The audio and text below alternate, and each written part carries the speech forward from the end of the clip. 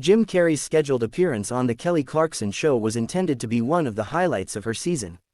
His team had promised energy, laughter, and Jim's signature unpredictable brilliance, the kind of thing audiences live for. As Kelly walked on stage to greet him, the cheers from the studio audience rattled the walls. People were excited. This was Jim Carrey, the man who had been a comedic force for decades, the legend behind The Mask, Ace Ventura, and countless other classics. From the very beginning, Jim delivered on that promise. He bounded onto the stage in his usual larger-than-life style, pulling exaggerated faces, bowing dramatically to Kelly, and cracking a joke about the set's lighting. The audience howled. Kelly, always warm and good-natured, laughed along with him, clapping her hands as if she were just another fan in the crowd. For the first few minutes, the energy was electric, everything running exactly as planned. The opening segment was playful, filled with Kelly's signature mix of Southern charm and humor. She asked Jim about his art projects, his quirky social media posts, and whether he still practiced the slapstick faces that had made him famous. Jim responded in kind, twisting his features into bizarre contortions and mimicking animal noises. The audience couldn't get enough. This was Jim Carrey at his finest, a reminder of why he had become such a cultural icon. But as Kelly eased into more personal questions, the tone shifted. She mentioned his legacy, asking how he viewed fame now compared to his early days in Hollywood. It was meant as a soft, reflective question, something that might bring out a thoughtful, maybe even funny response. Instead, Jim's face changed. The mischief drained, replaced with something sharper, almost weary. He leaned back in his chair, crossed his arms, and after a long pause, launched into an answer that caught everyone off guard. Fame, he said, his voice low at first, is a trap. It's a cage disguised as a golden palace. People cheer, they laugh, they clap, but it's not for you. It's for what they think you are. It's the illusion, not the soul. The audience chuckled nervously, unsure whether he was joking. Kelly gave a small laugh too, trying to keep the mood light. Well, I think people also just love you for being, well, you, right? She said, flashing her signature smile. Jim didn't smile back. He shook his head and leaned forward. No, Kelly, they love The Mask. They don't love me. And shows like this, these bright lights, the perfect sets, the questions that pretend to care, they all feed the illusion. You don't want the truth. You want entertainment. That's all anyone ever wants. The temperature in the room seemed to drop instantly. Kelly shifted in her chair, glancing toward the producers off stage, then back at Jim. She tried again, keeping her tone calm but firm. I think you're being a little hard on people. Our goal here is to bring joy, to let people escape the heaviness of the world for a little while. That's not an illusion, that's kindness. Jim smirked. Kindness, or distraction, there's a difference. His words hung in the air, heavy and cutting. The audience, unsure of whether to laugh or stay silent, began to murmur. Some leaned forward, fascinated, while others looked uncomfortable. Kelly, sensing the tension, attempted to steer the conversation back toward safer ground. She asked him about his latest film project, hoping to redirect his intensity into storytelling about his work. But Jim wasn't done. Instead of answering about the movie, he circled back, almost accusingly. Do you really believe all this, Kelly? That everything's sunshine and rainbows, that all it takes is a song and a smile to make the pain of the world vanish? That's not real. And deep down, you know it. Kelly's smile faltered. For the first time during the interview, her voice lost its usual lightness.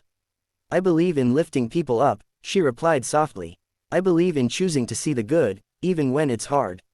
That doesn't mean I don't know the world has pain. It just means I don't want to live in it every second of the day. The back and forth grew sharper with each passing moment. The playful tone that had defined the start of the show was gone, replaced with a raw, almost combative energy. Kelly tried to interject humor, at one point joking, well, I think my viewers came for fun, not an existential crisis, Jim, but it fell flat. Jim didn't laugh. He kept pushing, his voice rising slightly, his gestures more animated. You say you want to lift people up, Jim said, pointing toward the audience, but what you're really doing is numbing them. You're putting a band-aid over a wound that needs stitches. And the more you do it, the more they bleed underneath, without even realizing it. The audience gasped softly at the intensity. Kelly blinked, visibly taken aback. She pressed her lips together, clearly debating whether to continue the exchange or to shut it down. She decided to confront him directly. "We don't tear people down here, we lift them up," she said, her voice now firm and serious, her eyes locked on his. For a brief second, it seemed like Jim might soften. But then he leaned forward, a mocking grin spreading across his face. "Lift them up, or sell them a fantasy so they'll forget reality for a while. Come on, Kelly, even you know this is just fluff." The studio went silent. The atmosphere was thick with tension, the audience frozen, unsure how to react. Even the cameramen seemed hesitant, their lenses flicking between Kelly's composed but wounded face and Jim's defiant glare. Kelly's professionalism was remarkable, her posture straight, her hands folded neatly in her lap, her voice unwavering even as the heat rose around her. She gave a polite but curt nod and said, "Okay, Jim. Let's move on." But Jim wasn't finished. Instead of following her lead, he pushed further, his words sharper, his tone more confrontational. "Why move on, Kelly? Afraid of the truth? Afraid your happy little empire might crack if you let in a little honesty?" By now, the tension was unbearable. Audience members shifted uncomfortably in their seats. Some avoided eye contact altogether, while others stared wide-eyed, unwilling to miss what was unfolding. The producers stood at the edge of the stage, signaling frantically, debating whether to cut to commercial. Kelly kept her composure, but her knuckles whitened where her hands gripped the arm of her chair. The first half of what was supposed to be a routine, joyful interview had spiraled into something else entirely, a raw, heated argument that nobody saw coming. The breaking point came swiftly and without warning. Kelly had just attempted to steer the conversation toward the closing segment, offering Jim an opportunity to promote his latest project and ease the tension, but he wasn't willing to let go. His tone sharpened, his posture more rigid, and the look in his eyes said he was determined to win this exchange, no matter the cost. When Kelly said, firmly, "We don't tear people down here, we lift them up," Jim leaned forward, resting his elbows on his knees, and delivered a line so cutting it stunned the entire studio into silence. "No, Kelly, what you do is sugarcoat reality and serve it with a smile. You don't lift people, you sedate them." The words hung in the air like a thunderclap. The studio audience, moments ago bubbling with laughter, now sat in shocked stillness. Some whispered to each other nervously, others kept their eyes fixed on Kelly, waiting for her response. On her face was a flicker of disbelief, hurt, even, but she quickly masked it with practiced professionalism. "That's not what we do here," she said, her voice steady but colder than before. Jim gave a sarcastic chuckle, shaking his head. "Of course, you'll say that. You're part of the machine." It was then that Kelly shifted from defensive to decisive. She sat up straighter, her tone no longer warm or conciliatory but crisp, almost commanding. "This is my show, Jim. And we don't disrespect people here, not my audience, not my crew, and not me. If you can't respect that, then maybe this isn't the place for you." The audience erupted in gasps, some clapping in support of Kelly, others too stunned to react. The tension on stage was unbearable. Jim smirked, seemingly enjoying the drama, but there was an unmistakable tightness in his jaw. The show had shifted from entertainment into something more raw and real, a clash of ideals, of personalities, of control. Producers, sensing things were spinning completely out of control, hurried toward the stage. One, wearing a headset, signaled frantically to cut to a commercial, but Jim wasn't done. He stood up, towering slightly over Kelly, and addressed the audience directly. "You deserve better than this," he said, his hands gesturing toward them. "Better than canned laughter, better than fake smiles, better than a show that pretends to care while keeping you asleep." Several audience members booed, others cheered. The division was clear. Some admired Jim's raw honesty, while others saw his outburst as cruel, disrespectful, and completely uncalled for. Kelly, refusing to be overshadowed, rose to her feet as well. She didn't shout, but her voice carried with the force of authority. "You don't get to come into my house and insult the people who give you their time, their love, their attention. These people came here for joy, Jim.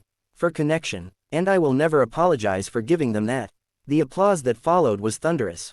The majority of the audience leapt to their feet in support of her, clapping and cheering. The sound was deafening. Jim, standing at center stage, seemed momentarily taken aback. His smirk faltered, his eyes darting around the room, as if realizing the crowd wasn't fully on his side anymore. That was the moment producers made the call. Two crew members stepped forward discreetly at first, then more directly, walking up to Jim with nervous smiles, clearly trying to de-escalate. One whispered something to him, placing a gentle hand on his arm, but Jim pulled away, shaking his head. "I'm not finished," he muttered. But Kelly had had enough. She turned toward the cameras, her professional instincts sharper than ever. "We're going to take a quick break," she announced, her tone calm but resolute. "We'll be right back." The cameras cut, the music swelled, and the giant screens behind them flashed with colorful graphics signaling a commercial. But what happened in those off-air seconds became the most talked about moment of the day. Jim refused to sit back down. He stood in the middle of the stage, still venting under his breath about truth and the machine, while the crew surrounded him. Kelly, still standing, exchanged a brief but pointed glance with her producers. She didn't yell, didn't argue further, but the message was clear: remove him. The decision was made in seconds. A stage manager stepped forward and, with as much politeness as possible, asked Jim to come with them. The request was firm, not optional. Jim hesitated, looking around as if gauging whether the audience would rally behind him, but the applause for Kelly still echoed in the room. He finally relented, muttering under his breath as he was guided off stage. The audience erupted again, this time in a mix of relief and nervous chatter. Kelly took a deep breath, straightened her dress, and offered the crowd a reassuring smile. Even off the air, she was determined to keep control. "Well," she said lightly, "that was unexpected. But hey, we roll with it, right?" The audience laughed and clapped, clearly impressed with her composure. Behind the scenes, though, chaos unfolded. Jim's team scrambled, apologizing to producers and insisting he hadn't meant to offend. Jim himself paced in the hallway, still visibly agitated, his voice carrying down the corridors. "They don't want the truth," he snapped to one of his handlers. "They want lies wrapped in glitter." Meanwhile, Kelly retreated to her dressing room during the break, where she reportedly took a few deep breaths before returning to finish the show. Crew members later described her as shaken but steady, refusing to let the incident derail the rest of the day. "I owe it to the audience," she reportedly told them, to finish strong. When the show returned from commercial, Jim was gone. Kelly addressed the situation head-on, without mentioning his name. "Sometimes," she told her viewers with a calm smile, "conversations don't go the way we expect. But this show is about joy, about connection, and about respect. And that's what we're going to keep giving you." The audience cheered, rallying behind her once again. The remainder of the program went on smoothly, but the incident had already made its mark. Clips of the confrontation spread across social media within minutes, shared under hashtags like #JimCarreyMeltdown and #TeamKelly. Fans debated fiercely in comment sections. Some argued that Jim was simply speaking uncomfortable truths, while others condemned him for disrespecting Kelly and her audience. By the end of the day, the story was everywhere. Headlines blared: "Jim Carrey explodes on daytime TV, Kelly Clarkson stands her ground in heated on-air clash, Carrey escorted off set after shocking outburst." Entertainment commentators dissected every detail, from Kelly's poised responses to Jim's choice of words. For Kelly, the incident ultimately strengthened her reputation as a gracious but firm host, someone who could handle even the most unpredictable guests with dignity.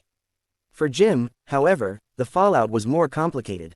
While some praised his boldness and raw honesty, others saw it as proof that he had lost touch with the balance between art and respect. In the end, the clash wasn't just about two people, it became a larger cultural debate. Was Jim exposing uncomfortable truths about the entertainment industry, or was he simply out of line? Was Kelly suppressing real conversation, or was she right to protect her audience from hostility? What was certain was this: the day Jim Carrey was escorted off the Kelly Clarkson show would be remembered as one of the most shocking, unforgettable moments in daytime television history.